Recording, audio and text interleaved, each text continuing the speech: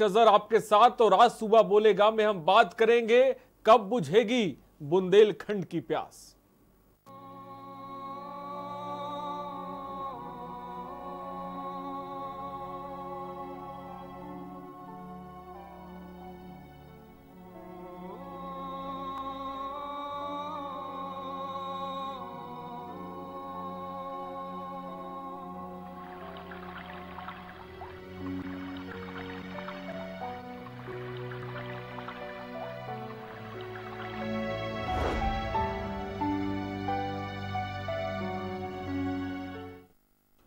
उत्तर प्रदेश का बुंदेलखंड या मध्य प्रदेश का पानी की समस्या या हमेशा से रही।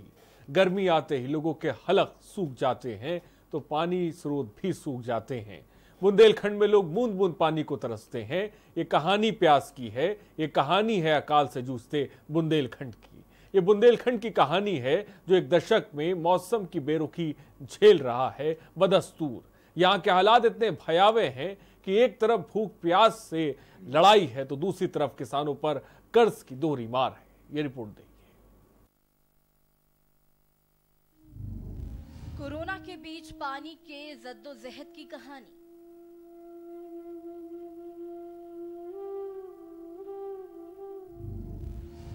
कहानी पानी से जूझते बुंदेलखंड की।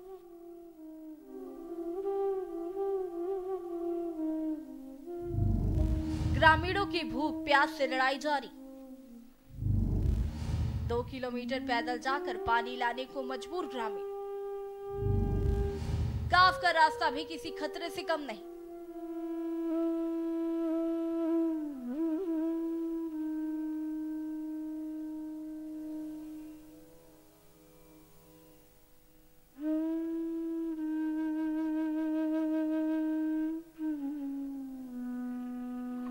ये कहानी प्यास की। ये कहानी है अकाल से जूझते बुंदेलखंड की। ये बुंदेलखंड की कहानी जो एक दशक में मौसम की बेरुखी झेल रहा है। यहाँ के हालात इतने भयावह हैं कि एक तरफ भूख प्यास से लड़ाई है तो दूसरी तरफ किसानों पर कर्ज की मार है। आपने यहाँ हालात के सामने किसानों को खुदकुशी की अनगिनत खबरें देखी और सुनी होंगी। खंडहर होते मकानों के पीछे पलायन की कितनी ही कहानियां यहाँ हर गली नुक्कड़ में दफन है। मगर इस कोरोना जैसी महामारी के बीच बुंदेलखंड से पानी के जद्दोजहद की ये कहानी है जिसे देखकर हर किसी व्यक्ति के रोंगटे खड़े कर देने वाली ये खबर है। जी हाँ, ये तस्वीरें हैं बुंदेलखंड के छतरपुर जिले की।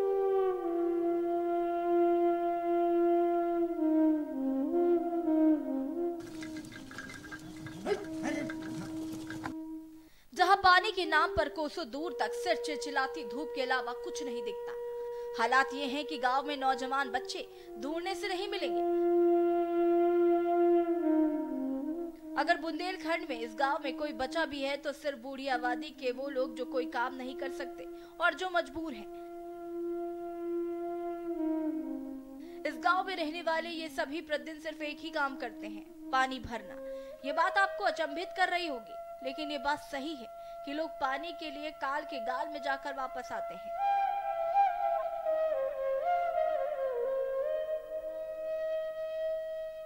हम अपने विशेष रिपोर्ट में बुंदेलखंड के एक छोटे से गांव की वो तस्वीर दिखाएंगे जिसे देखकर आप हैरान होकर अपनी उंगली दांतों तले दबाने को मजबूर हो जाएंगे कि ये बेचारे गांव वाले 300 मीटर खाई व 2 किलोमीटर पैदल जाकर पानी लाते हैं और रास्ता खतरों से भरा है। अगर किसी का भी पैर फिसल जाए तो सीधा मौत का रास्ता देखना होगा। पहाड़ों के बीच बानी दुर्गम घाटियों से रास्ते से गुजरकर हम पहुंचे छतरपुर जिला मुख्यालय से लगभग 100 किलोमीटर की दूर स्थित ग्राम पाठापुर। यह गांव आदिवासी बहुल गांव है और इस गांव का रास्ता भी किसी खतरे से कम नहीं। वहीं ग्रामीण अपनी जान हथेली में लेकर इस जोखिम भरी सैकड़ों फीट गहरी खाई में जाकर पहाड़ में बने झरने से बूंद बूंद पानी इकट्ठा कर लाते हैं।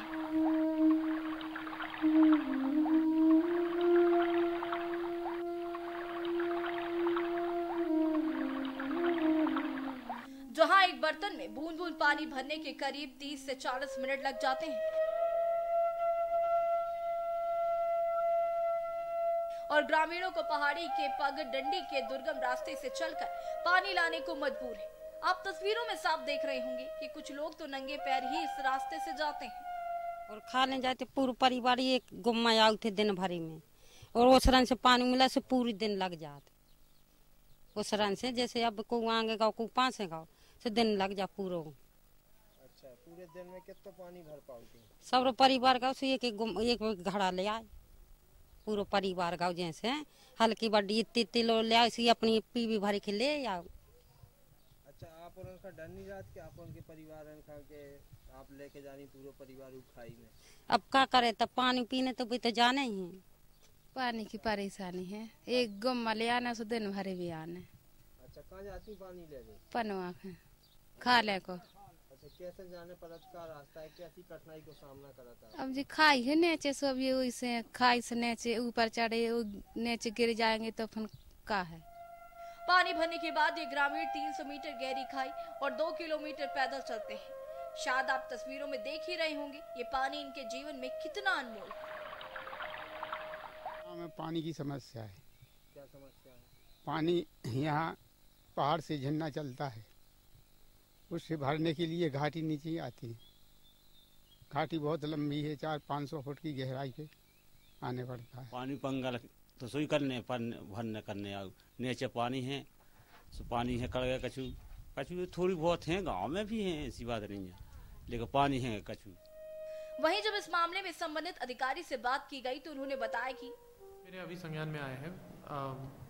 इसमें मेरे द्वारा EPHE को निर्देशित कर दिया गया है कि वह अगर वहाँ पे ऐसे कोई पानी की समस्या है तो उसकी रिपोर्ट तत्काल प्रस्तुत करें, जिससे कि हम इस चीज़ में कार्यवाही कर सकें और एवं लोगों को फिर पानी की समस्या ना हो, ऐसा कुछ हम वहाँ पे परियोजना चला सके, चाहे वो नल जल योजना के हिसाब से हो या फिर कुछ और हम अन्य वहाँ पे प्रोजेक्ट लेकर उस समस्या को दूर कर सकें। सर, पिछले 3 साल पहले भी हम लोगों ने ऐसे स्टोरी को किया था, इसके पहले भी सर प्रशासन ने वहाँ पर टैंकी चालू करवाई है, तो सर कब तक उसका हल? एक बार रिपोर्ट आ जाए EPHE की, उसके बाद फिर हम देखेंगे कि इसको जल्द से जल्द कराने की कोशिश करेंगे।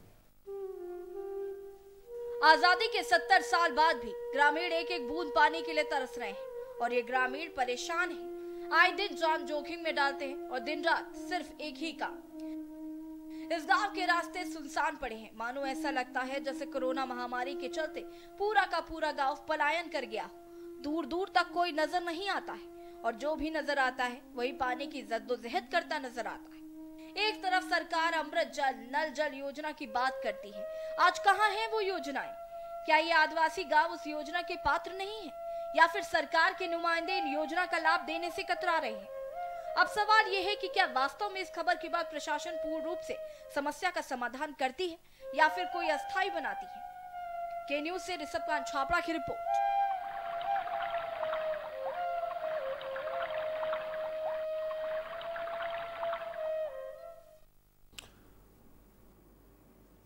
तो ये समझने की जरूरत है कि आजादी के 70 साल के बाद भी कुछ ऐसे गांव हैं जहां पर पानी की किल्लत है, जहां पे लोगों को 3 से 4 किलोमीटर दूर पैदल चलकर पानी लेने जाना पड़ता है। हम स्मार्ट सिटी की बात करते हैं, स्मार्ट शहरों की बात करते हैं, लेकिन शायद ये भूल जाते हैं कि अभी भी भारत के अंदर, राज्यों के अंदर ऐसे बहुत से गांव हैं जहां पर पानी नहीं है, जहां पे वो लंबी दूरी तय करते हैं। और तस्वीरें हमने आपको दिखाई कि कैसे वो पहाड़ी पर चढ़ते हैं, रिस्क पे, जीवन को, जान को हथेली पे रखकर, और उसके बाद वो पानी लेके आते हैं जिससे घर वाले पीते। तो बहुत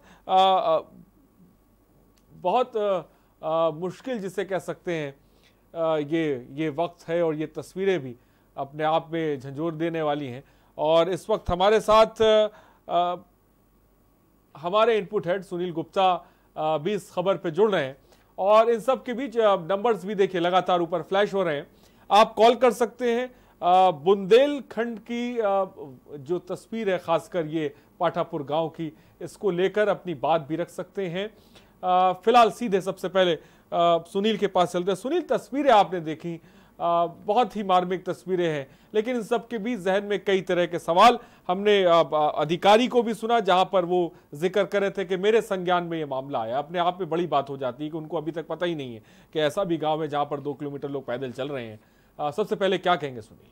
देखिए, वास्तविकता ये है कि कोई भी अधिकारी मौके पर जा करके किसी भी चीज का मुआयना करना बिल्कुल उचित नहीं समझता है।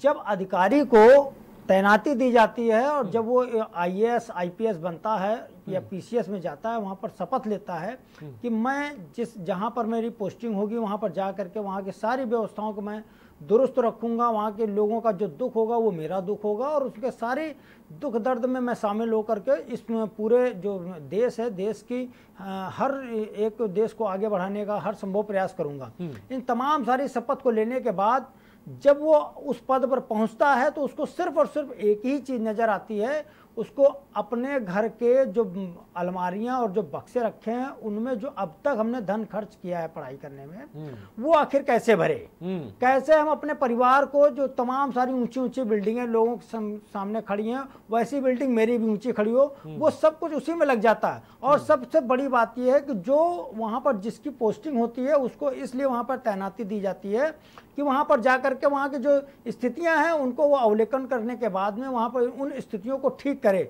जिसको लेकर के उत्तर प्रदेश के मुख्यमंत्री हों या मध्य प्रदेश के मुख्यमंत्री हों या फिर देश के खुद प्रधानमंत्री, वो लगातार खास करके प्रदेश में अगर कहीं भी हो तो बुंदेलखंड पर उन्होंने सबसे ज्यादा फोकस करने का प्रयास किया और सबसे ज्यादा वहाँ के लिए तमाम सारे धन का भी आवंटन किया। बाकायदे बुंदेलखंड चाहे एक्सप्रेस वे हो या बुंदेलखंड के लिए अलग से पैकेज भी बनाए गए। पैकेज की क्या स्थितियां, आखिर वो पैकेज जो भी बनाए गए वो इन लोगों को पैकेज क्यों नहीं मिल पाए, इसका सीधा सीधा मामला यही है कि वो अधिकारियों के बाद जब बाबू तक वो फाइलें पहुंचती हैं वो कहीं ना कहीं वो सिर्फ कागजों में सारी की सारी फाइलें सिमट कर रह जाती है। जो ये बात करें चाहे अकेले चित्रकूट की नहीं है, पूरे बुंदेलखंड की जो छतरपुर से करीब 100 किलोमीटर दूर पाठक जो पाठा का जंगल है, पाठापुर है, वो उसके अलावा वहाँ पे तमाम सारे ऐसे जंगल हैं जहाँ पर जो डकैतों के लिए भीषण वहाँ पे जाने जाते थे। ये जो सबसे बड़ा बुंदेलखंड का इलाका है वो डकैतों के लिए खास जाना जाता था।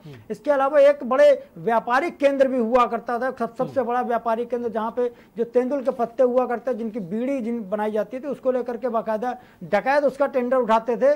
जब उसमें तमाम ऐसे अधिकारी हुए जिन्होंने जब अपनी इच्छा शक्ति जागृत की, उन्होंने तय कर लिया हम उनको डकैतों को सफाया करेंगे, तो उन्होंने कर ही दिया। ऐसे ही अगर ये IAS अधिकारी अगर चाहें कि हम वहां पे लोगों की प्यास बिल्कुल 100% बुझा देंगे और वहां पर पानी घर घर पहुंचा देंगे, तो ये कोई बड़ी बात नहीं है। जब प्रधानमंत्री ने अगर अपनी एक प्रयास से वहां पर ट्रेनों को पहुंचा दिया, पानी की ट्रेनें वहां पर लगा दी, पानी लोगों तक पहुंचाने का वहां एक बड़ा प्रयास किया। अब अगर ये लोग भी अगर ऐसा प्रयास करें तो बड़ी बात नहीं है कि पानी घर घर तक वहां पहुंच जाए। बड़ी बात, बहुत अच्छी बात सुनील आपने कही। बहुत बड़ी बात नहीं है कि ये पानी पहुंचाना लोगों के घरों तक जहां पे वो इतना लंबा सफर तय कर रहे हैं। और ये दौर बहुत हाईटेक चल रहा है, बहुत बड़ी चीजें नहीं है किसी गांव में पानी पहुंचाना, ये समझने की जरूरत है इन तमाम अधिकारियों को जो ये अभी थोड़ी देर पहले जिनका नाम हिमांशु चंद्र जो कि जिला पंचायत CEO थे, जहां पे वो कह रहे थे कि मेरे संज्ञान में ये मामला है और हम कार्रवाई करेंगे, पानी गांव तक पहुंचाएंगे। फिलहाल इस वक्त हमारे साथ शाह आलम चित्रकूट से हमारे संवाददाता इस वक्त हमारे साथ जुड़ गए। शाह आलम, हमने तस्वीरें देखी जो पाठापुर का ये गांव है जहां पे किस तरह से लोग मुश्किल सफर तय करके पानी लेने के लिए जा रहे हैं, और हम देख सकते हैं तस्वीरों से ही अंदाजा लगा सकते हैं कि कितना मुश्किल हो रहा है कि आप हर दिन सफर करते हैं, पानी लेकर आते हैं। सबसे पहले तो हम जानना चाहेंगे आखिर ये स्थिति क्यों बनी हुई है, क्यों तमाम योजनाएं सरकार की वहां पे नहीं पहुंच पा रही हैं, क्यों अधिकारी वहां पे नहीं पहुंच पा रहे हैं? पाठापुर क्या हिंदुस्तान के बाहर है क्या?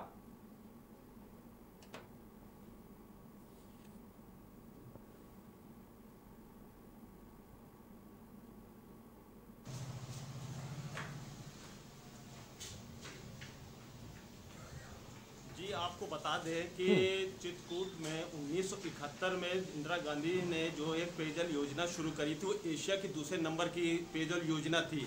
उसके बाद अभी तक भी जितनी भी 70 योजनाएं चल रही हैं, उसके बाद भी उसको कोई क्रियान्वित नहीं है।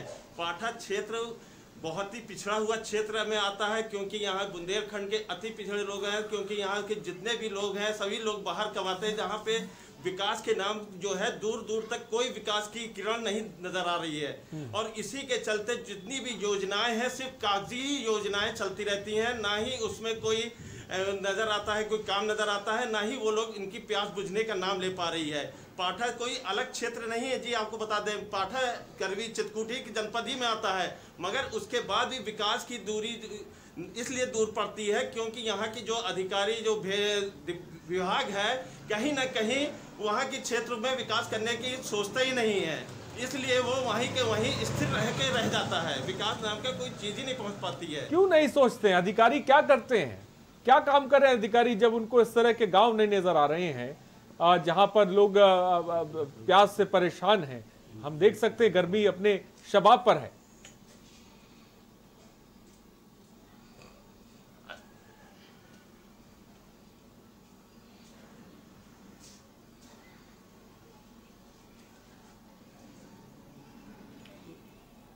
भाई कहीं ना कहीं क्या ये बहुजन समाज पार्टी, कहीं फिर सपा, फिर इस समय बीजेपी आ गई है, कहीं ना कहीं जो लगातार जो सरकारें बदल जाती हैं इसका भी कहीं ना कहीं इसमें असर दिखाई देता है कि जो सरकारें जब अलग अलग आती हैं और अलग अलग अपनी योजनाएं चालू करती हैं तो जो सरकारें बदलती हैं वहीं अधिकारी बदल जाते हैं और वो फाइलें वहीं के वहीं दबके रह जाती हैं, जिससे जो विकास की जो गति है वो धीमी पड़ जाती है और कहीं ना कहीं विकास नहीं हो पाता, उनको पानी की समस्याओं से जूझना पड़ ही रहा है पाठा क्षेत्र के लोगों को। ठीक है। इस वक्त हमारे साथ डॉक्टर मनीष कुमार जो कि CSA हैं वो इस वक्त हमारे साथ जुड़ गए हैं। सर आपका सबसे पहले बहुत बहुत स्वागत है। मनीष कुमार जी, क्या मेरी आवाज़ आप तक पहुंच रही है? जी मनीष कुमार जी, थोड़ा सा आप तेज बोल सकते हैं क्योंकि आपकी आवाज़ हम तक बहुत धीमे आ रही है। अच्छा, ओके जी मनीष कुमार जी, पाठापुर के गांव की तस्वीर हम दिखा रहे हैं जहां पर लोगों के पास पीने का पानी नहीं है, वो 2 किलोमीटर पैदल चलते हैं तब उनकी नसीब में कहीं पानी पहुंचता है। 70 योजनाओं की बात हमारे संवाददाता एक तरफ कर रहे हैं जिसमें अमृत जल है, नल जल योजनाएं हैं, ये क्यों नहीं पहुंच पा रही इन पाठा गांव में, मैं आपसे जानना चाहूंगा। देखिए ऐसा है कि जो बुंदेलखंड क्षेत्र है हमारा जो प्रदेश का, इसके कुछ जिले मध्य प्रदेश में आते हैं और कुछ उत्तर प्रदेश में आते हैं। तो जैसा आप जान रहे हैं पिछले 2008 के बाद से जो बुंदेलखंड का क्षेत्र है उसमें खास तौर से जो बरसात का महीना है, बरसात के दिन है, वो कम होते जा रहे हैं और जिसकी वजह से जो वर्षा हो भी रही है वो पूर्णतया जो हमारे बरसात के दिन है लगभग 45 से 52 दिन के बीच में जो एनुअल वर्षा होती थी बुंदेलखंड के क्षेत्रों में वो नहीं हो रही है और ये दिन करीब 24 और 26 के बीच में रह जा रहे हैं। इसका 2 कारण है कि जो वर्षा हमारी बरसात के समय में और रबी फसलों और खरीफ फसलों में होती थी उसमें काफी अंतर है। जो कुएं हैं या जो तालाब हैं वो पूर्णतया भर नहीं पाते हैं और जब कुएं और तालाब में पानी नहीं हो पाता है और पानी ना होने की वजह से जो बादल बनते हैं जिसको आप कहते हैं मौसम बनना, गांव देहात में कहते हैं, वो नहीं हो पा रहा है। जी तो मनीष कुमार जी, आप बरसात के भरोसे तो हम लोग ज्यादा नहीं रह सकते, मान लीजिए कभी बरसात नहीं हुई, लेकिन जो गांव की बुनियादी जरूरत हैं वो तो उन तक पहुंचाई जा सकती है। मैं तो योजनाओं की बात कर रहा हूं, जब अमृत जल योजना है, नल जल योजना है, ये योजनाएं क्यों नहीं पहुंच पा रही हैं? अब जो योजनाओं के बारे में है खासतौर से सरकार, प्रदेश सरकार या केंद्र सरकार के द्वारा जो हमारा कृषि विभाग है, भूमि संरक्षण जल विभाग है या ग्रामीण विकास विभाग है, इनके माध्यमों से संचालन किया जा रहा है। अब इस पे बहुत सारे जो संगठन है वो भी काम कर रहे हैं।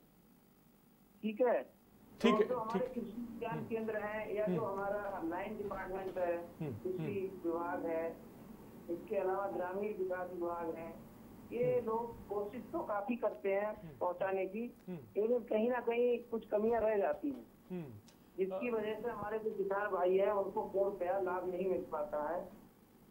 जी मनीष कुमार जी, आप हमारे साथ बने रहिए, हमारे साथ हमारे इनपुट हेड भी लगातार बने हुए सुनील गुप्ता जी। सुनील, मनीष कुमार जी एक ज़मीनी हकीकत की बात कर रहे हैं, वो साइंटिस्ट हैं, वैज्ञानिक हैं, चीज़ों को बहुत ज़मीनी स्तर पर वो बता रहे हैं कि कैसे मौसम का कितना असर बुंदेलखंड पे पड़ता है, लेकिन इसमें भी कोई दो राय नहीं कि जिम्मेदारियां भी बहुत ज़रूरी हैं। मुनीष जी, मुझे लगता है कि जिस तरीके से चित्रकूट में तमाम सारी योजनाएं परियोजनाएं चलाई गई। उसमें जो अपना भू विज्ञान और तमाम सारी जो अपने कृषि विज्ञान केंद्र हैं, ये भी लगातार काम करते रहते हैं। और आपके जो आपके जुड़े विभाग से जुड़े हुए लोग भी हैं, वो भी वहाँ पर लगातार काम कर रहे हैं। लेकिन कारण क्या है, जो पिछले 20 साल पहले जो स्थिति थी, वो स्थिति आज भी है। तब भी लोग पानी भर के सर पे मटका लेकर के सर पे रख के जाते थे 2-5 किलोमीटर पानी भरने के लिए, और आज भी पानी भरने के लिए वहीं जा रहे हैं। कारण क्या लगता है कि ये सारे इतने सारे विभाग होने के बाद भी आखिर क्या कारण है कि अभी तक जो स्थिति पहले थी वो आज भी है? क्या लगता है क्यों, आखिर क्यों नहीं हो पा रही है? क्या मानते हैं? देखिए, जो इसमें जो खास तौर से चीजें आई हैं, 3-4 बिंदु निकल के आ रहे हैं। अगर आप इन क्षेत्रों की स्थिति देखें पिछले कई सालों की, तो एक तो ये है कि जो बुंदेलखंड का क्षेत्र है, वहाँ पर कुछ पहाड़ थे जिनको विंध्याचल रीजन में आते थे, और साथ ही साथ कुआं और तालाब थे, और जो हमारे प्राकृतिक संसाधनों पेड़ पौधे थे, जो वनस्पतियां थी, उनका भी अत्यधिक दोहन हुआ है या कटाई हुई है, उनका लोगों ने प्रयोग किया है। और अपने तरह से उन संसाधनों को उपयोग करने के बावजूद ये हुआ है कि जो हमारे वर्षा के दिन थे वो कम हो गए। वर्षा अगर हो भी रही है, एनुअल रेनफॉल जो हमारी होती है, वार्षिक वर्षा जिसको कहते हैं, तो वो 24-25 दिनों में हो जा रही है। मतलब जो वर्षा जुलाई और अगस्त में सबसे ज्यादा बारिश हुआ करती थी, जुलाई में हुआ करती थी, और जून के लास्ट या प्रथम वीक के बाद 15 तारीख के बाद आती थी। तो ये जो वर्षा के दिन है, या जिनको मेट्रोलॉजिकल वीक्स कहते हैं अंग्रेजी में, इनमें जो बारिश है वो सिमट रही है। उसके पीछे जो हमारे प्राकृतिक संसाधन है उनका हमने अत्यधिक दोहन किया है। जैसे वृक्षारोपण सरकार चला रही है, योजना आई पिछले सालों में भी लगा। तो इस पर मनीष कुमार जी, मेरा सवाल यहाँ पे ये है कि मैं समझ रहा हूँ कि आप मौसमी मिजाज का जिक्र कर रहे हैं, लेकिन मैं एक चीज मैं और कहना चाहूंगा, जो प्रजाति हैं, जो वर्षा आधारित क्षेत्र हैं, उनमें हम ऐसी प्रजातियां चयन करें जिनकी पानी की रिक्वायरमेंट कम है। दूसरा, जो औषधीय पौधे या सुगंधीय पौधे हैं उनको भी बढ़ावा दिया जाए, और आज के समय में इनका बाजार भी लगभग उपलब्ध हो रहा है। इसी से जुड़ा हुआ मेरा सवाल है, जो आपने पौधों का जिक्र किया, कि मनीष कुमार जी, आप तजुर्बे के आधार पर मैं आपसे सवाल पूछ रहा हूं कि ऐसे कौन से कदम इस वक्त एडमिनिस्ट्रेशन को या सरकारों को उठाने की जरूरत है कि पाठापुर जैसे जो तमाम गांव है वहां तक पानी पहुंच जाए और उन्हें इन मुश्किलात का सामना न करना पड़े? क्या लगता है आपको? देखिए, जो हमारा बुंदेलखंड का क्षेत्र है, सबसे अधिक जो प्राथमिकता होगी, आपने जल पुरुष का नाम सुना है जी। तो एक दिन मैं उनसे बात कर रहा था, करीब 1 घंटा हमारी वार्ता हुई, तो उन्होंने राजस्थान का एक एग्जाम्पल कोट किया कि वहाँ के बहुत सारे कुआं थे जो सूख गए थे, उनमें पानी नहीं था। धीरे धीरे उन्होंने क्या किया कि वहाँ के जो कुएं थे वो जीवित किए। इसी तरह से जो बुंदेलखंड में हमारे पोखर हैं या कुएं हैं, उनको आज की डेट में बुनियादी जरूरत है कि उनमें पानी आए, और उनमें जब पानी आएगा और आसपास के क्षेत्रों में भी पानी आएगा, तो और वनस्पति भी लगेगी, पौधे भी हम लगाएंगे, तो निश्चित रूप से मानसून वहां पे आने लगेगा, और धीरे धीरे बरसात जो हमारी कम हो रही है या शिफ्ट हो रही है, मतलब जो दिन है बरसात के वो आगे पीछे हो जा रहे हैं।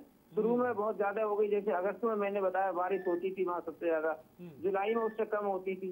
तो ये जो समय है बारिश का, इसमें निश्चित रूप से सुधार होगा, और क्षेत्र में हमारे जो किसान भाई हैं उनको फायदा मिलेगा। जी, और सरकार की जो योजनाएं चल रही हैं, जैसे आपकी माइक्रो इरिगेशन की चल रही थी, उसको खास तौर से उसकी मॉनिटरिंग बहुत जरूरी है।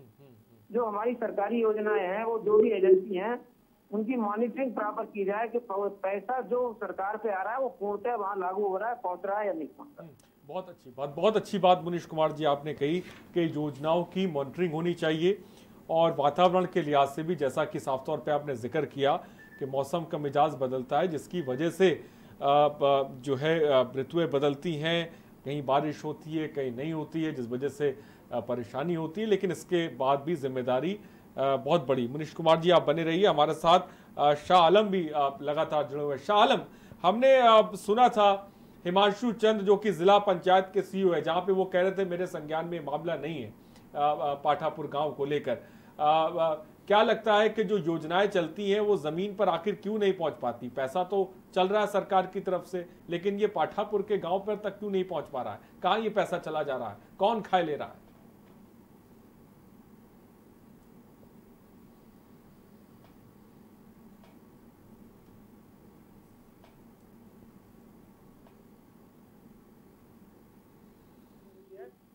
70 साल के बाद भी बैलगाड़ी से ही पानी लेके आ रहे हैं। आपको एक यहाँ की कहावत बता दें कि सखी मच्छी न फूके चाहे खत्म मर जाए। यहाँ का ये तरह का जून में और इसमें रहता है हाल कि औरतें इतनी दूर से पानी लेके आती 3-3 4-4 किलोमीटर से। उनका एक सबसे बड़ा उदाहरण रहता है कि अगर भैया मच्छी न टूटे चाहे भले खत्म मर जाए, इस तरह के उदाहरण लेके वो लोग चलती है कि पानी ही उनके लिए जल ही जीवन है, इसको लेके चलते हैं। और जो रही बात इसकी कागजी जो उनकी प्रणाली है, कहीं ना कहीं ये भ्रष्टाचार की भेंट कहीं ना कहीं बीच में चढ़ जाता है। जो डिपार्टमेंट है, जो भी इसके विभागीय कार्य होते हैं, वो थोड़ी दूर तो चलते हैं, उसके बाद वो सीधे आके रुक जाते हैं। तो ये कहीं ना कहीं इसका सीधा फोटो आता है कि ये कहीं ना कहीं भ्रष्टाचार की भेंट ये जल द्वारा चढ़ जाता है, जल इनके पानी न पहुंचने का कारण सबसे बड़ा भ्रष्टाचारी। ठीक है शाह आलम, बहुत बहुत शुक्रिया हमसे जुड़ने के लिए और तमाम जानकारी देने के लिए।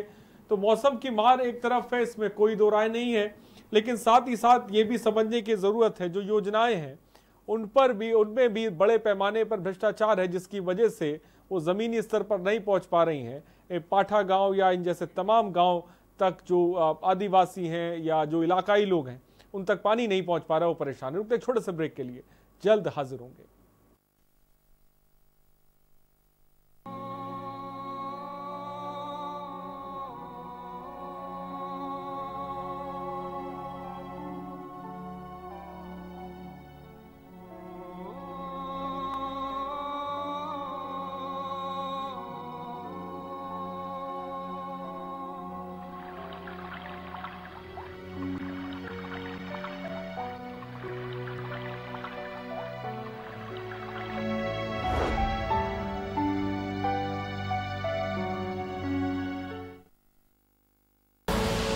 आप देख रहे हैं के न्यूज, खबरों का सारथी। खुदी को आजमाया है तो ये अंदाज आया है, खुदी को आजमाया है तो ये अंदाज आया है। तुम में भी मैं हूं, शुद्ध प्लस पान मसाला।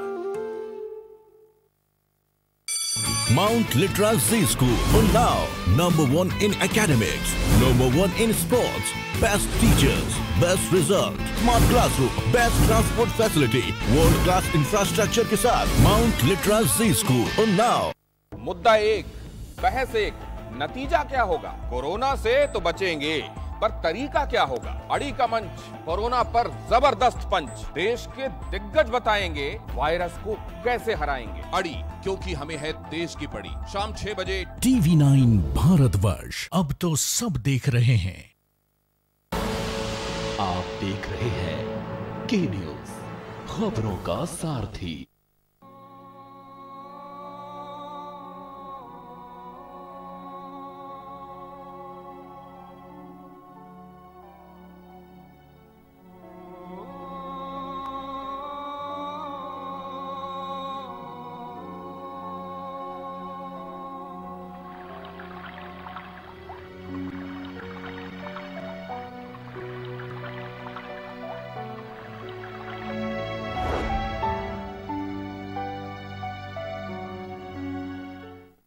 ब्रेक के बाद आपका स्वागत है। हमने खबर की तरफ बढ़ेंगे, उससे पहले केंद्रीय मानव संसाधन मंत्री रमेश पोखरियाल निशंक प्रेस कॉन्फ्रेंस कर रहे हैं, सीधे लेके चलते हैं। हम घर तक पहुंचा पाए थे तो ये सब की समस्या को देखते हुए अभी CBSE बोर्ड ने ये निर्णय लिया है कि जो छात्र अब जिस जनपद में जहां पर है उसको अपने संबंधित स्कूल को सूचना देनी पड़ेगी कि वो उस जनपद में है और उसको उसी जनपद में परीक्षा देने की अनुमति दी जाए। तो आप अपना जल्दी से जल्दी आप जिस जनपद में हैं अपने स्कूल को बताइए और बताइए कि आप वहीं पर परीक्षा देने वाले हैं, देना चाहते हैं। तो CBSE बोर्ड ये कोशिश कर रहा है कि हर हालत में आपकी सुविधा के अनुसार उसी जनपद में आपको परीक्षा देने की अनुमति होगी। जून के प्रथम सप्ताह में आपको अपने स्कूलों से लगातार संबद्ध करना पड़ेगा ताकि जून के प्रथम सप्ताह में आपको ये पता चल जाएगा कि कौन से आपके जनपद के कौन से स्थान पर आपको परीक्षा देनी है। तो अब आप बहुत चिंतित मत रहिए, ये भी बहुत अच्छा निर्णय आपके पक्ष में हो गया। आप निश्चिंत होकर के पढ़ाई करिए। और मैं अभिभावकों से भी कहना चाहता हूँ कि उनको काफ़ी मानसिक दबाव रहा होगा, चिंतित रहे होंगे कि अब जब परीक्षाएं होंगी तो बच्चों को सैकड़ों किलोमीटर, हज़ारों किलोमीटर दूर किस तरीके से वो जाएगा और फिर कैसे करके परीक्षा को देगा। तो आपकी भी ये चिंता कम हुई है। अब आप पूरी तन्मयता के साथ छात्र के साथ जुटे होंगे, मुझे आशा है। और मेरे छात्र छात्राएँ, मुझे आप पर बहुत गर्व महसूस होता है कि आप बहुत अच्छे तरीके से, बहुत मस्ती के साथ आपने इस समय को बहुत अच्छे तरीके से प्रयोग में लाई हैं। आप अच्छे तरीके से उसका आपने उपयोग किया, बहुत अच्छी तरीके से आपने सब लोगों के साथ हंसी खुशी के माहौल में, मस्ती के माहौल में अपनी पढ़ाई भी शुरू की और अपने को सुरक्षित भी रखा है और अपने परिवार को भी आपने सुरक्षित रखा है। तो मैं फिर आपको शुभकामना दे रहा हूँ कि जो अगला एक के बाद एक, एक के बाद एक, एक के बाद एक जो आपके पक्ष में ये निर्णय हो रहे हैं, ये आप इनसे खुश तो होंगे ही, लेकिन उन निर्णयों को अपनी और अच्छी योग्यता बढ़ाने की दिशा में आप और मेहनत कर रहे होंगे। मुझे आशा है, भरोसा भी है आप पर कि आप बहुत जो आपके प्रश्न पत्र होने वाले हैं भविष्य में, उसको बहुत अच्छी तरीके से आप देंगे। मैं एक बार फिर आपको शुभकामना देता हूँ। तो रमेश पोखरियाल निशंक जी को आप सुन रहे थे, जहां पर बच्चों की परीक्षाएं होने वाली, उसको लेकर वो बच्चों को सजेशन भी दे रहे थे, जो उनकी परेशानी है उनसे भी वाबस्ता हो रहे थे और बता रहे थे।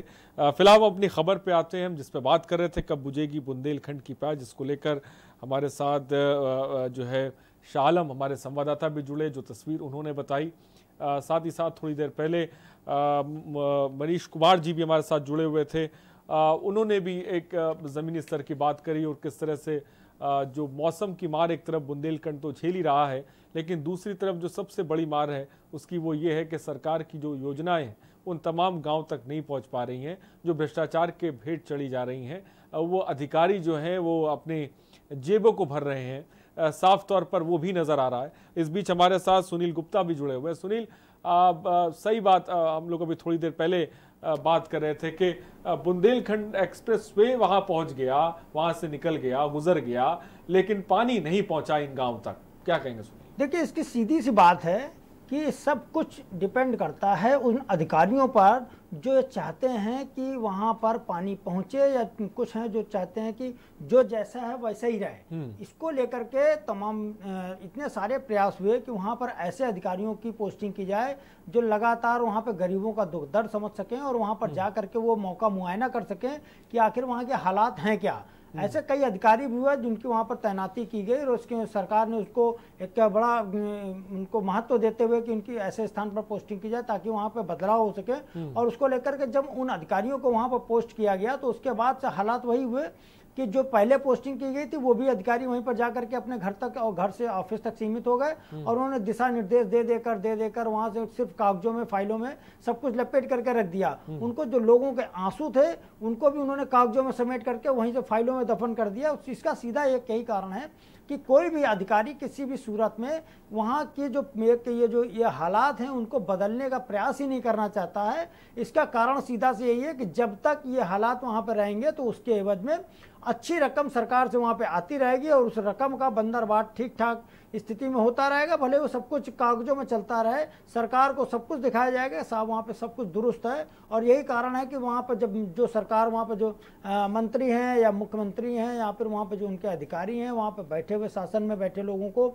जो रिपोर्ट यहाँ से भेजी जाती तो उनको ये लगता है कि बुंदेलखंड अब बिल्कुल वहाँ पर एकदम हरियाली से लहलहा रहा है। वहाँ पर लोगों के घर घर तक पानी पहुँच गया है और लोगों को अब पानी भरने के लिए कहीं नहीं जाना पड़ता। एक सवाल वहाँ पर, एक समस्या एक सबसे बड़ी ये आती है कि जैसे पाठा, ये जो पाठापुर गांव है वहाँ पर वहाँ के लोगों को सबसे बड़ी समस्या ये झेलनी पड़ रही है कि इसका सबसे ज़्यादा इलाका जो है वो एमपी में आता है। और वहां पर ये अधिकारियों के सामने एक बड़ी समस्या पैदा हो जाती है कि साहब हम तो वहां पे गए थे और हमने पूरा प्रयास किया कि वहां के लोगों को पानी मुहैया हो जाए, लेकिन हमने इसकी जानकारी एमपी के अधिकारियों को दे दी और एमपी के अधिकारी साहब कुछ करना ही नहीं चाहते हैं। तो यही कारण है कि ये पूरा गांव का जिस हालत में आज 25 से 50 साल पहले था वही हालत आज भी है। जब ये हालत है कि पूरे देश के पूरे प्रदेशों में वहाँ पे स्मार्ट सिटी बनी जा रही है, वहाँ पे हर गली गली में सड़क बन रही है, वहाँ पर पानी की व्यवस्थाएं की जा रही हैं, लेकिन इस बुंदेलखंड को आज भी कहीं ना कहीं अछूता माना गया है।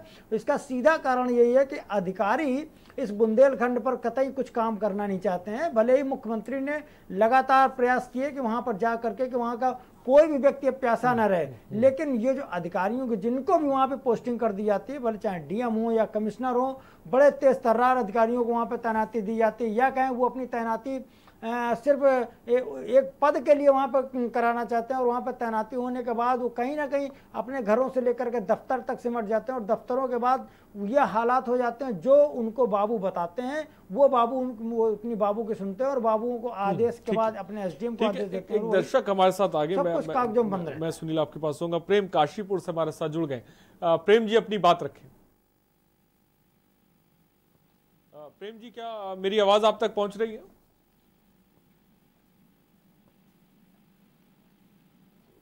मुझे लग रहा है कि प्रेम जी तक मेरी आवाज़ नहीं पहुंच पा रही। फिलहाल बहुत बहुत शुक्रिया प्रेम जी हमारे साथ जुड़ने के लिए, अपनी बात रखने के लिए। और इस बीच हमारे साथ मुनीश कुमार जी भी जुड़े हुए हैं जो सीएस है। मुनीश कुमार जी, हम आज बात बुंदेलखंड उन तमाम गांव की करें जहां पर पानी की दिक्कतें हैं, लेकिन उसके साथ साथ व्यवस्थाओं की भी हम जिक्र कर रहे हैं, भ्रष्टाचार का भी हम जिक्र कर रहे हैं कि जो योजनाएं चल रही वो जमीनी स्तर पर नहीं पहुंच पा रही हैं। लेकिन एक नजरिया आपका भी बहुत अच्छा लगा जहां पे आपने मौसम को लेकर बात कर रहे हैं, उन पौधों की बात कर रहे हैं जिसको लगाने की जरूरत है, जिसकी वजह से बुंदेलखंड में जो मौसम का रोटेशन है, वो जो चक्र है मौसम का, वो सही तरह से हो, वो ज्यादा ना बदले, जिसकी वजह से दिक्कत ना पेश आए। जी जी।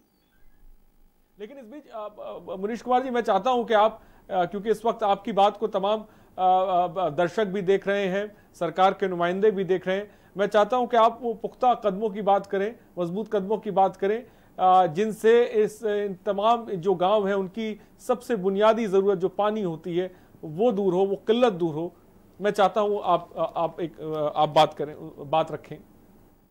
देखिए, अभी जो बुंदेलखंड का क्षेत्र है उसमें जो वर्तमान समय में मैंने बताया था कि पिछले सालों में जो समस्या आ रही है, तो मेन ये है कि जो जल संरक्षण करना है उसकी जो प्रभावी विधियां उत्तर प्रदेश सरकार के द्वारा भूमि संरक्षण विभाग और कृषि विभाग के द्वारा लागू की जा रही हैं। उसमें वाटर हार्वेस्टिंग में जलागम प्रबंध है, वो बुंदेलखंड में काफी योजनाएं चली हैं। हमारा जो कृषि विश्वविद्यालय है उसमें जालौन में एक योजना चलाई थी जिसको रेंडर वाटर साइड कहते हैं। इसी तरह की अन्य जो सरकारी संस्थान है उन्होंने वाटर साइड बेसिस पे काफी अच्छा काम किया है। तो वाटर साइड बेसिस पे जो हम जल संचय करते हैं वो 3 स्तर पर करते हैं, उसको जारी रखना है। और जो भूगर्भीय या जिसको कहते हैं ग्राउंड वाटर, उसका जो प्रबंधन है वो खास तौर से इस समय करना है, जिससे कि जैसे आपका जल संचय जो हमारे तालाब हैं उनका सुधार करना या उनका निर्माण कराना और ऐसी जगह कराना जहां पानी पहुंच जाए। जो कुएं हैं उनको दोबारा रिचार्ज हो जाए, वो जब रिचार्ज हो जाएंगे तो निश्चित रूप से उस एरिया में जो हमारा मौसम है उसमें सुधार आएगा। और चेक डैम बीच बीच में बनाते हैं, उनकी रिपेयरिंग हो जाए। और साथ ही साथ जो गर्मी की जुताई करते हैं, जो हमारे खेत हैं इस समय किसान भाइयों के, तो ज्यादा से ज्यादा उनमें गर्मी की जुताई करें, गहरे मिट्टी प्लेट हर से, जिससे कि जो भी पानी बरसे वो उन्हीं खेतों में रहे, बाहर ना निकले, और उनकी प्रॉपर रूप से मेड़बंदी कर दें। ये चीजें, और साथ ही साथ जो हमारी ऑर्गेनिक फार्मिंग है जिसको कार्बनिक खेती कहते हैं उसको बढ़ावा दें। कुछ क्षेत्रों में हमारे औषधीय पौधे हैं, जैसे अश्वगंधा की खेती हो सकती है, वहाँ सतावर हो सकती है। और साथ ही साथ जो कृषि वानिकी के कुछ पौधे ऐसे हैं तो सरकार भी इन पर काफी प्रोत्साहन दे रही है। आगे 5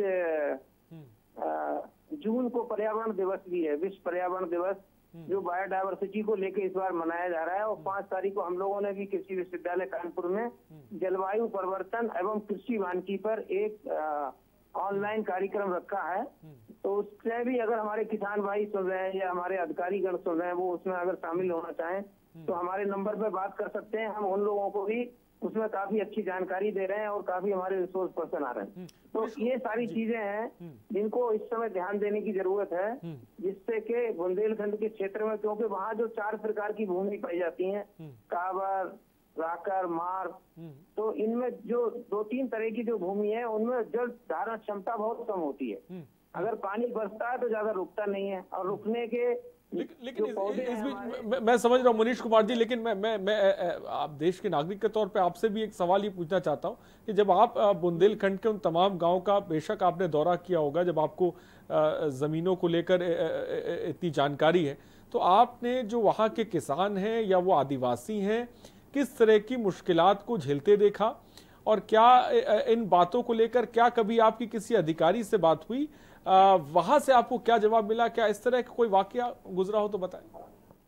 हाँ, एक परियोजना हमने लहोरी, मऊ, घाटमपुर और हमीरपुर के आसपास चलाई 3 साल।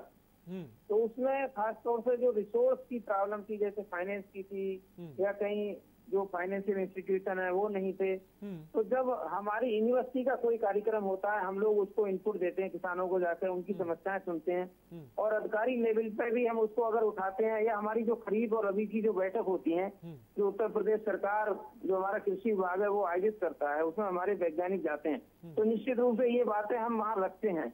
लेकिन वहाँ प्रशासनिक मुद्दे ज्यादा होते हैं बजाय इसके जो कृषि की समस्याएं हैं किसानों की, इन बातों को तरजीह नहीं दी जाती है, आपका कहने का मतलब है। प्रॉब्लम्स आती हैं उन पर हमारे किसान भाई ज्यादा ध्यान देते हैं, ज्यादा डिस्कशन होता है। ये जो बातें हैं किसानों से, खरीफ गोष्ठियाँ होती हैं उनमें खासतौर से जो कृषि के मुद्दे हैं जो किसानों को, उन पर ज्यादा चर्चा होनी चाहिए। लेकिन आपका कहना है मनीष कुमार जी, जो किसानों की समस्याएं हैं, जो आदिवासी की पानी की किल्लत की समस्याएं हैं, इनको वहां पे तरजीह ज्यादा नहीं दी जाती, मैं सही कह रहा हूँ? हाँ बिल्कुल है, अगर इस पर थोड़ा और ध्यान देने की जरूरत है, जिससे कि निश्चित रूप से हमारे जो वहाँ किसान भाई हैं उस क्षेत्र के, उनको उन योजनाओं का भी फायदा मिलेगा, और जो हमारी कृषि तकनीकी है जो विश्वविद्यालय द्वारा या संस्थाओं के द्वारा या ICR के जो संस्थान है उन्होंने विकसित की है, उससे वो और ज्यादा लाभान्वित होंगे।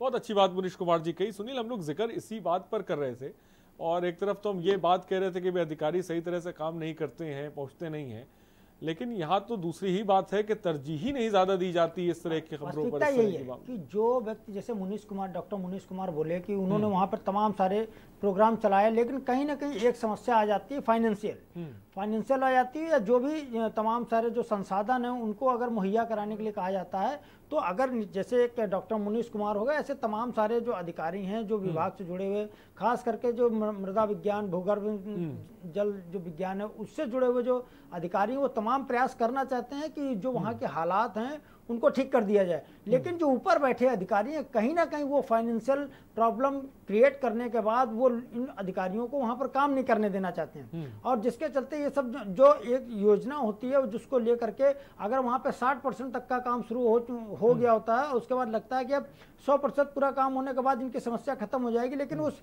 काम को 60% पे ही रोक दिया जाता है। और फिर बड़ी बात यह है कि जो डॉक्टर मुनीष कुमार हों या तमाम सारे जो ऐसे कई अधिकारी हैं जिन्होंने इस तरह के प्रयास किए, और वहाँ जा करके जो जल पुरुष राजेंद्र हैं वो उन्होंने जा करके इतने सारे प्रयास उन्होंने किए कि वहाँ पर बुंदेलखंड में रह करके उन्होंने अपने 500 रुपये खर्च करके तमाम इतने सारी स्थितियों को वहाँ पर उसके अनुरूप ढालने का प्रयास किया कि लोगों को जो पानी की समस्या है उससे निजात मिल जाए। लेकिन सब कुछ घूम के आ जाता है वहीं पर जब मामला फाइनेंशियल फंस जाता है, और जब ऊपर बैठे अधिकारियों को इसकी जानकारी दी जाती है तो सब का सब वहीं छोड़ देते हैं, छोड़ो ठीक है, जैसा था जो जितना कर दिया आपने वहीं ठीक है। और वो स्थिति ये हो जाती है जो 60-70% काम हो चुका होता है, वो आकर के जब वो छोड़ के वहां चले जाते वो आकर के फिर से 0 पे आ जाता है। और होता यही है कि एक सरकार जब बदली तो दूसरी आई, दूसरी ने फिर उसमें फिर 60 से 70% तक काम हुआ, और फिर आकर के वापस वहीं आ गया। जो ऊपर बैठे अधिकारी हैं वो और लेकिन यही सिर्फ सरकारों की बात आपने सुनील आपने सरकारों का जब जिक्र किया तो जहन में ये भी सवाल है कि जब जब चुनाव होते हैं तो मैनिफेस्टो में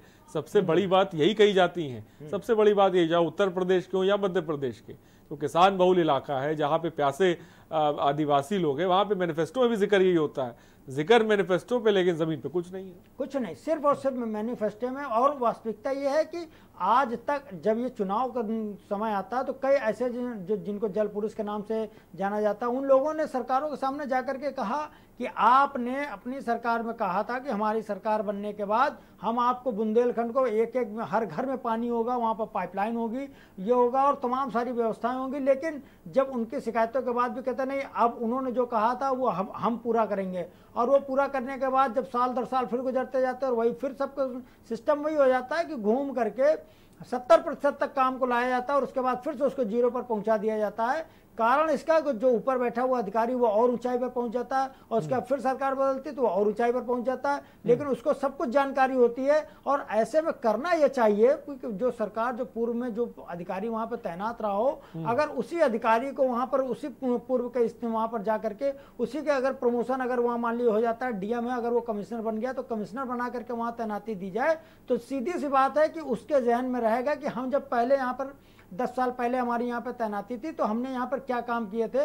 अगर वो उन फाइलों को खंगालता तो सीधी सी बात सामने आएगी कि भ्रष्टाचार का बड़ा खुलासा होगा। यही कारण है कि सरकार में ऊपर बैठे अधिकारी गुमराह करके, जो बड़े बड़े राजनेता होते हैं या बात करें मुख्यमंत्री होते हैं, जो उनको गुमराह करके वो दूसरे अधिकारी को वहां तैनात कर दिया जाता है। वो जाकर के फिर से 1 से गिनती पड़ता है और 70 तक पहुंचता है, उसके बाद फिर से वो उसको वापस आना उसकी मजबूरी होती है, क्योंकि उसके सामने समस्या वही आ जाती है कि वो कहता है साहब हमको तो ऊपर से जो फाइनेंशियल क्रिएशन जो समस्या है वो हो रही है। और सबसे बड़ी बात जो बुंदेलखंड का इलाका है वहां पर वही एक बड़ी समस्या आती है कि यूपी और एमपी का मामला पड़ जाता है। अगर साहब केंद्र की सरकार है, जब उसने भी निर्णय लिया कि नहीं यूपी और एमपी मिल करके काम करेंगे, उसमें भी यह हालात हो गई कि जो तमाम ऐसी रोडें थी जब यूपी सरकार ने वहां बना दी तो आधी सड़क वहीं से छोड़ दी, चूंकि वहां से एमपी का बॉर्डर लग जाता था। यह हालत हो गई कि आज भी जो वहां की बसें हैं वो चलने में आज भी आधी दूर तक तो ठीक आती है, उसके बाद बसों को वो हालत है कि वहां पे एक हाथ के गड्ढे हो गए, लेकिन उन गड्ढों को भी दुरुस्त नहीं किया गया। कारण वही है कि यूपी सरकार ने तो बना दिया, अब एमपी सरकार उस पर काम नहीं कर रही। अब ऐसे में स्थिति वही है, चाहे वो रोड की हो या घरों की हो या फिर पानी की हो, जो स्थिति जो जैसी थी जस की तस आज भी बनी हुई है और किसी को उस समस्या से निजात कोई नहीं दे रहा। ठीक, इसी सवाल को जो सुनील ने उठाया मैं इसको आगे बढ़ाता हूँ। मनीष कुमार जी, जो सीमा विवाद है जिसको लेकर हम लोग जिक्र कर रहे हैं, क्या सीमा विवाद भी क्या योजनाओं पे भारी पड़ जाता है, जिसके चक्कर में जो परेशानियां हैं ये बढ़ जाती हैं, और जिस तरह की आप जिक्र भी कर रहे थे कि अधिकारी जो है वो सुनते ही नहीं, वो ज्यादा तरजीह नहीं देते, सीमा विवाद भी क्या इसमें मुख्य कारण है? नहीं, हम लोग की जो योजनाएं हैं उसमें इस तरह का कोई इशू हम लोगों के सामने नहीं आता है।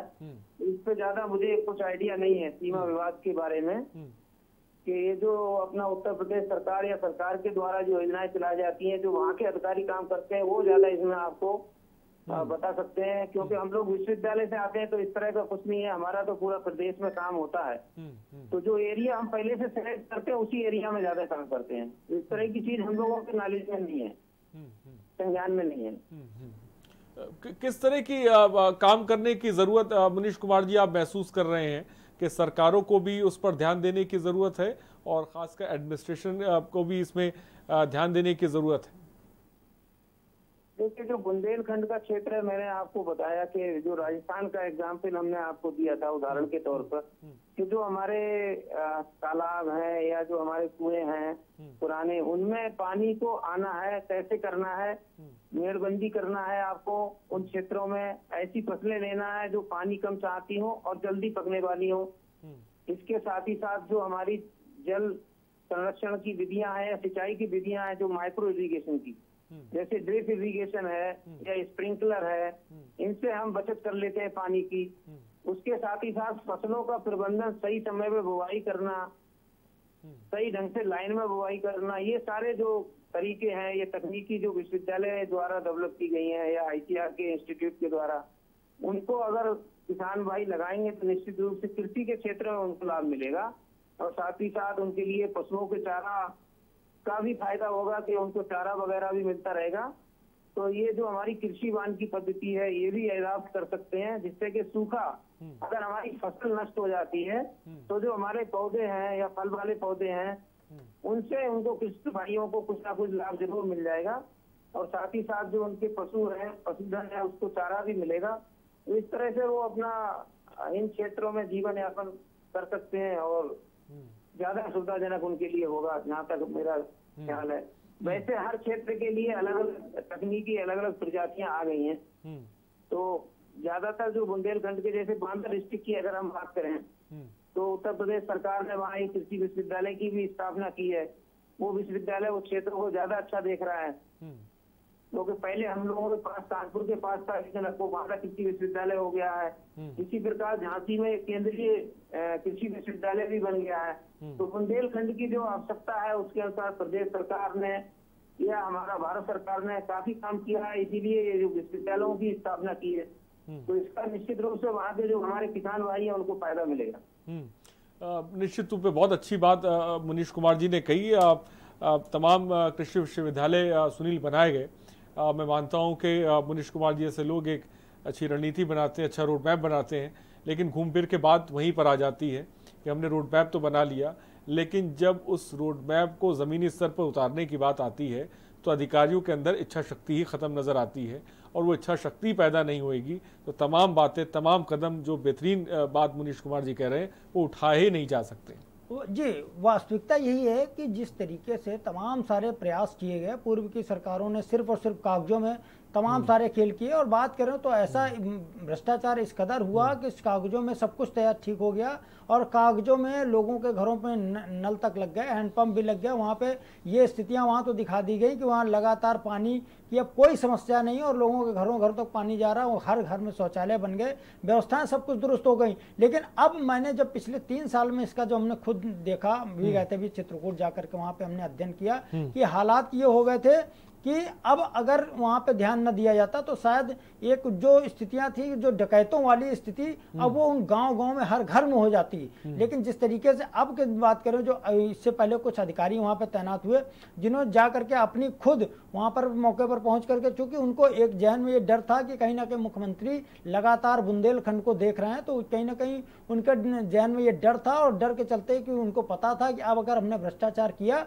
तो हमारे खिलाफ कार्रवाई होगी। तो सीधी सी बात है, जब अधिकारियों के दिल में जब डर होगा, उनको पता होगा हमारी जिम्मेदारी क्या है और हमको करना क्या है, तब वो उस काम को अंजाम तक पहुंचाने का प्रयास करते हैं। अब जाकर के भी देखने में आ रहा है कि जिस तरीके से वहाँ पे हालात थे उसमें काफ़ी कुछ अब सुधार देखने को मिल रहा है कि वहाँ पर काफ़ी जो स्थितियाँ थी उन पर ठीक ठाक हो गया है। लेकिन अभी भी जो पाठा का जैसे जो इलाका है, उसके अलावा और भी कई ऐसे अंदर इलाके हैं जहां पर आज भी लोग इसी तरीके से सर पर पानी भर करके 2-2, 3-3 किलोमीटर तक भर करके लाने को मजबूर हैं, और वहां पर से पानी भर के लाते हैं और उसको सिर्फ पीने के लिए। इसके अलावा वहां पे जो जानवरों की स्थिति है, उनको पीने के लिए पानी नहीं मिलता है, जिसके चलते वो जंगलों में जाकर जानवरों की वो स्थिति है कि वहाँ पर बिना पानी के वो मरने को मजबूर हैं।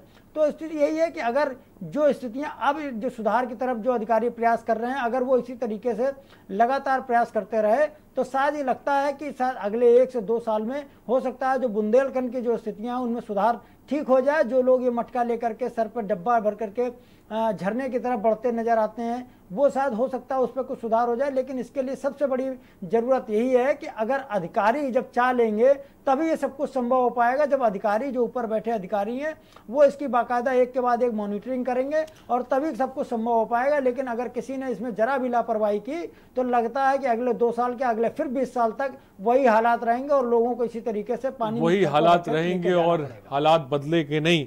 आज़ादी के 70 साल के बाद पाठापुर गांव की बात करें तो वहाँ हालात बदले नहीं है। बहुत बहुत शुक्रिया सुनील हमसे जुड़ने के लिए, अपनी बात रखने के लिए।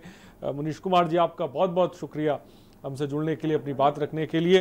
तो ये तस्वीर थी पाठापुर गांव की और हमने अधिकारियों की बात करी, लेकिन हमने अपनी रिपोर्ट में आपको दिखाया था कि जब अधिकारी के पास हमारे संवाददाता जिनका नाम हिमांशु चंद्र है उनके पास जाते हैं तो वो कहते हैं कि मेरे संज्ञान में ये मामला नहीं है।